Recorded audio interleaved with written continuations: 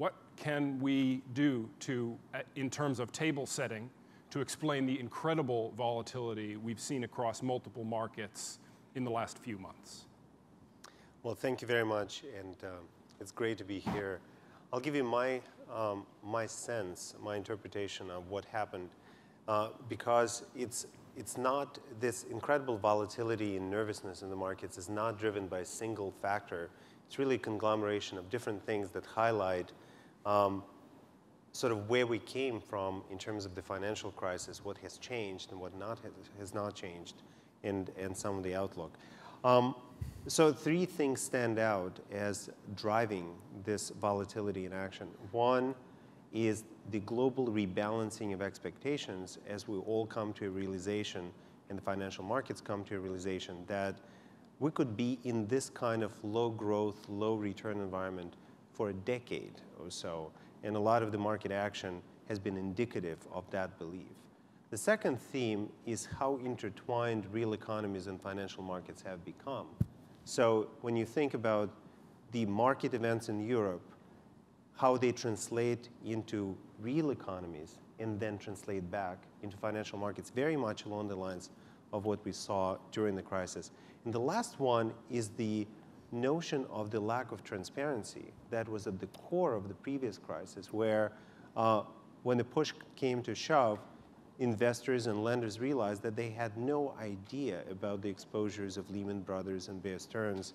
And this time around, when it came to Bank of America and Soc Gen, it was exactly the same situation. So these three themes sort of highlight that on the one hand, we have big picture macroeconomic trends that are really affecting financial markets, and they're very closely related to some of the social issues and macroeconomic issues here in the United States, where we talk about diminished prospects potentially for generations to come, and what it means for returns and business and growth and standards of living, one theme. Second one is the vicious circles that financial markets and economies now go through. That's probably a permanent reality. And three, the notion that at the core of a previous crisis were destructive behaviors that essentially resulted in financial institutions responding to pressures by leverage, where nobody could see that behavior until it was too late. Right. So and we're seeing that today. So we have three themes on the table then: the long-term growth, the interplay of financial markets and economies, and transparency at key institutions. And behavior of institutions. And the related behavior of those, the secret behavior of those institutions, as it were. Are there other factors that we should add to that list as we think about what's happened most recently? Yeah, I think the key to what happened in the last couple of months is actually Louise's remark last night at dinner. It's the global imbalances, both the sovereign debt in the United States and in Europe, is a problem without an obvious solution. Add to that the current account imbalances in the United States, which are unsustainable, with a uncertainty now as to whether or not growth is going to stall. And it makes the numbers, the holes that governments have to plug, look much worse. So I don't look at the turmoil in financial markets as a financial thing, but as an authentic and rational response to uncertainty in the world, in the real economies, and in government funding. Mm. The specific things that happened have been a series of weak numbers. The ECB deciding to go to take a neutral stance. The resignation of Stark at the ECB made potential for coordination look more difficult. And the second, and the most recent tranche of the FSF going to Greece also looks more uncertain.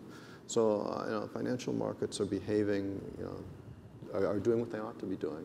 And I agree with what Leo says, except on the last point on transparency. I think it's a very much overrated virtue, if it even is a virtue. The most transparent instrument created in the history of humankind is the subprime residential mortgage securitization.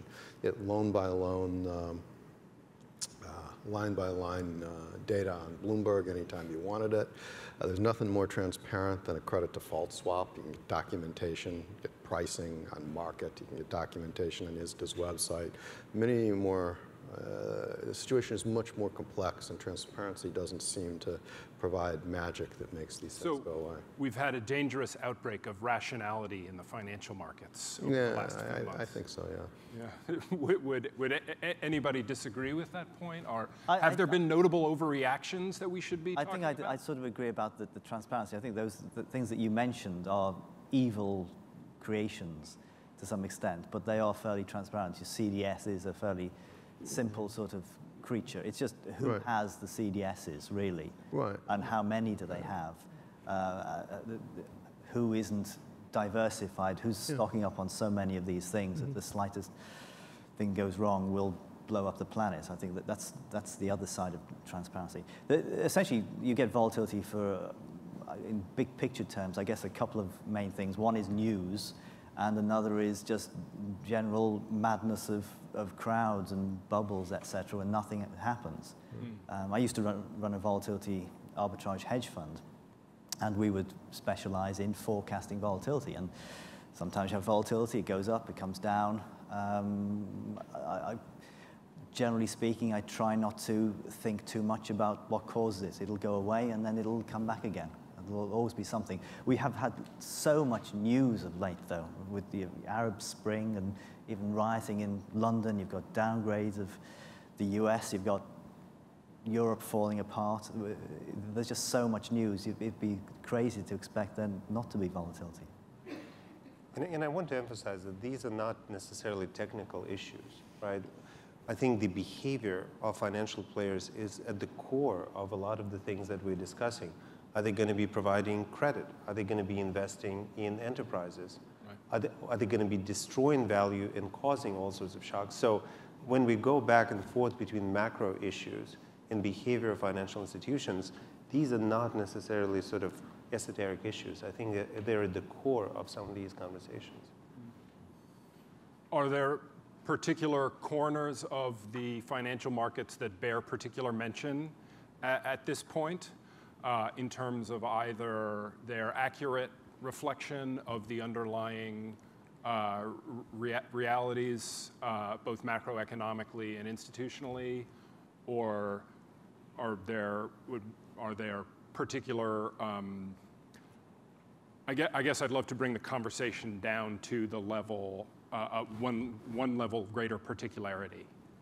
Are there corners of the equity markets or the debt markets or the sovereign debt markets that have been particularly clear or unclear indicators over the last 2 months? Well, they seem to be telling different stories, and I think it's reflective of the genuine uncertainty that Richard was talking about. I think the fixed income markets are telling us that we are in a very prolonged environment of very low growth and potentially low inflation. Sort of not quite Japan style, but very low growth.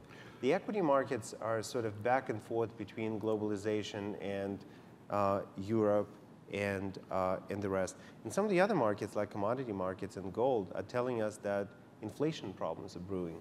And to me, it's not necessarily easy to reconcile some of these issues. Yeah. I mean, credit spreads focus on the last month. Like Italy, 10-year Italy at 570 versus 180 for Germany. You know, I don't think Italy is going to default. I think there's power. They're going to have a primary surplus this year. They have the debt is domestically held. It looks much more. It's a frugal country. It looks much more like Japan than it does like Greece, for example. Right. I think there's, Italy, Portugal is now 11.3 in 10 years. Probably a lot of value in that. I mean, the markets have reacted very strongly, but to a perception of risk that I don't think any of us can call irrational. Equities, certainly compared to earnings, particularly in Europe, look cheap here. I mean, I don't see a crash of these markets. I think they're already reflecting it. Sir. Growth is obviously a necessity, but first of all, we need trust in the financial markets. Today, there was a very small mentioning of a French bank, a German company was set to withdraw their monies from the French bank and deposit them with the ECB. And the problem here is it's not only the clients. We bankers do not have the trust to each other. There's a proverb in my language: what if the salt gets rotten? And in this very area, first of all, I believe we have to do our best for a more resilient, dependable financial system. Then growth is the necessary element for the rehabilitative process. You can always tell an economist when they start off with some assumption that they think is blindingly obvious, but to the sort of man in the street, it's not. Like, you obviously need growth. Now, I don't see that. It's a shame that the world is in the situation that you do need growth to live. I don't know whether it's just an urban legend about the shark. Does the shark really need to keep going forward to breathe, to survive? Yeah, Well, that's I just, think it does, yeah. Depends on the kind of shark. okay, but that's the situation we've got ourselves into. If you take somewhere like Japan, go back to Japan, and this is always presented as being the worst thing that could happen, were no growth at all. Well, you go to Japan when they had no growth, unemployment 3-4%, almost nothing. The technology is awesome. They're almost going around in personal hovercraft. The technology is so advanced. So why do we need growth? Surely part of the reason that we are at least perceived to need growth is that the global imbalances, especially around debt, you can't figure out your way out of them if you don't pump growth into your model of how the problem is going to be solved, right? I think you think of Greece here, right? You just can't fix Greece if you take growth out of your projection. But Greek people are very happy people. Right. Obviously, because they're all avoiding taxes. Yeah, but we have a growing population and Japan doesn't, so if we don't have growth, it means declining standards of living, which it doesn't in Japan. I think you have to focus on something besides that one number. In banking, banks are always criticized for this thing called value at risk as being the one measure everybody looks at, and it's very easy to manipulate, and it doesn't give you the right picture. I don't think growth necessarily gives you the right picture. Something closer to giving you the right picture would be unemployment figures. I think that's more important. To the human condition, keeping people employed, that's the thing that we should focus on, not growth. You wanted to say something before we spoke about growth. What is the art market telling us? I think this has nothing to do with the art market. It has something to do in the long term with all markets. First, I think most investors are totally in denial. And the problem is really the problem, and the problem is very clear. And it doesn't really have to do with growth, it has to do with ending shrinkage at the moment. In this country, we have a stated inflation of 2%. But if you take the labor factor out of that, the stated inflation becomes 6%. And if you go back to how it was figured out in the 1980s before we tried to cut Social Security down a bit, it would be 12% now. Now 12 or 6% inflation with 1% or 2% growth reminds me of what's called a depression. And I think that most investors are in total denial, and every once in a while they wake up. And then we think, what is volatility? We only think of volatility when the markets are going down. We didn't think of volatility when the market went from 8,000 to 16,000 or whatever. We think about it now because suddenly it's down 4 or 5%. This is a state of denial. This is a state where governments and a political party are trying very hard to deceive the marketplaces themselves, because today it is looked upon at the government level that only the financial markets can save these economies, as it was by Bush in the real estate markets in the early 2000s. And we are doing the same thing to ourselves again. We are falling over a precipice. So the concept of volatility is very clear. Every once in a while there's a little bit of a wake-up call, and we call it volatility because the market went down.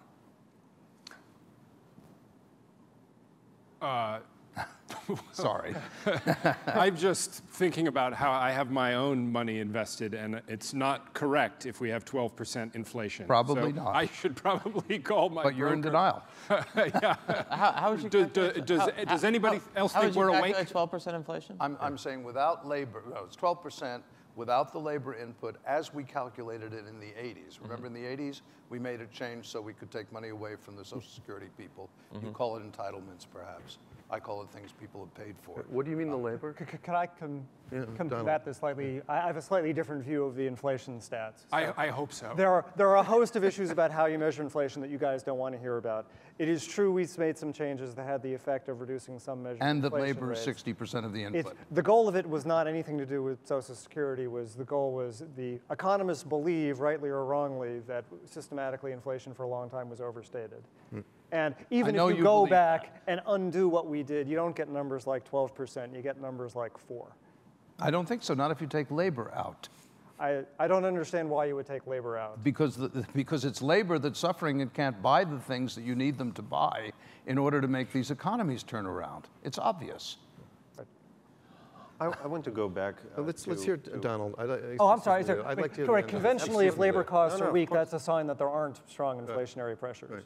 Right. So I would interpret that part of the story exactly the reverse, actually. Okay, I don't know. I guess I think that these debates are endless because the way in which we calculate our reality, or the way in which we measure our reality, is endlessly morphing, and our desires collectively, particularly as citizens of nations, to create numbers that reflect a certain geographic population in a world where the movement of capital and goods is increasingly mitigating against that, means that we all have an inflation rate and an unemployment rate, and it's all very national based.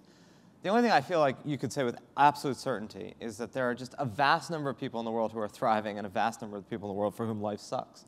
And where you decide to locate your decisions on which reality at which time is both very personal choice, but has sort of national implications. Meaning, if we all invested based on the Steve Jobs economy, we would have a very different aperture about what's going on in the world, because Apple's making these devices and people are buying 10, 20 million iPads, iPhones, iRealities a month, and clearly that disposable income is coming from somewhere.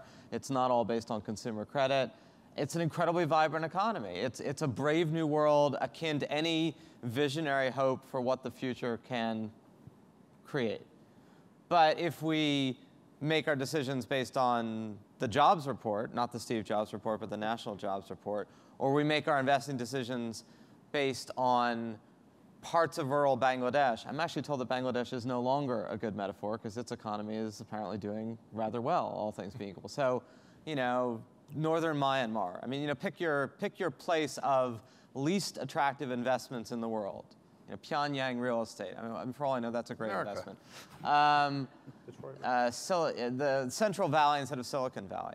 And I do think part of the problem is sort of figuring out, is there an us that actually makes sense to talk about when it comes to investing? Because when I hear all these things about Europe's falling apart and the United States is stagnating and there's no growth, there's no statistical number that we use to approximate a really complicated reality that's showing sufficient growth. But that tells you nothing about all these different tranches. I mean, the art market's never been better, right? From what I'm told. Apparently that's where, buy a Klimt or a Kandinsky, enough of this, dividend-paying stocks. Right. I'll stop there for now. I guess, let me put a broad question to put the discussion on a slightly different footing. Is the current situation likely to get worse, depending on how you want to measure it, right? And what are or better, and what are the right policy decisions, right? And what are the right policy decisions that global governmental and/or financial institutions should make to produce the best possible outcomes over the medium and long term? Sir. First, let's eliminate denial. Right. Do you really think over time it's possible, not you, but do we really think over time it's possible to save Greece, Portugal, Spain, Belgium, Holland, perhaps France from themselves by shrinking their economies? Or does it mean that each and every one of them, as we shrink their economies, will have to default? And if it does mean that, might it also mean that they should default now, go back to a currency that they can manipulate in a way so that they can create growth again within? Or do we take them to absolute poverty and make them do it later? That's a policy decision. Are there votes against defaults sweeping Europe like the Mongols? Or does everybody agree that that's the best idea? Well, every country on that list, except for Greece, is in better shape than the United States. So I guess by that logic, the U.S. should just go ahead and get it over with too. But one area where I think the market may be a bit irrational is it's hard to interpret the difference between political theater in order to appease voters in individual countries in Europe, and what that means about the inability to coordinate in the end. Greece is going to get the next tranche of EFSF. It might default, it might not, but it actually might not. I think the other countries have it's not at all obvious, and it's Donald to weigh in on this, but what is the effect of austerity on output? The multiplier is somewhere between 1 and -0.2. Nobody knows. So, I mean, in the short run, austerity is bad for growth. Maybe. That's pretty clear. Right? In the long run, some degree of austerity is necessary in order to make the numbers work. Yeah, but I think all these countries, with the possible exception of Greece, can muddle through and seem to be on a path to doing that. Sir. I don't have an exact answer, but I have my experience. I'm coming from Istanbul, a very old city. Very serious civilizations ended there because of bad public finances. The East Roman Empire and the Ottoman were not necessarily defeated. They went bust. I saw the third in 2001, and Turkish Republic was almost bust. I was chairing the Bankers Association. We had to close down some 40 of our banks. In the meantime, there was 100% state guarantee, but we still had to clear out half of the banks.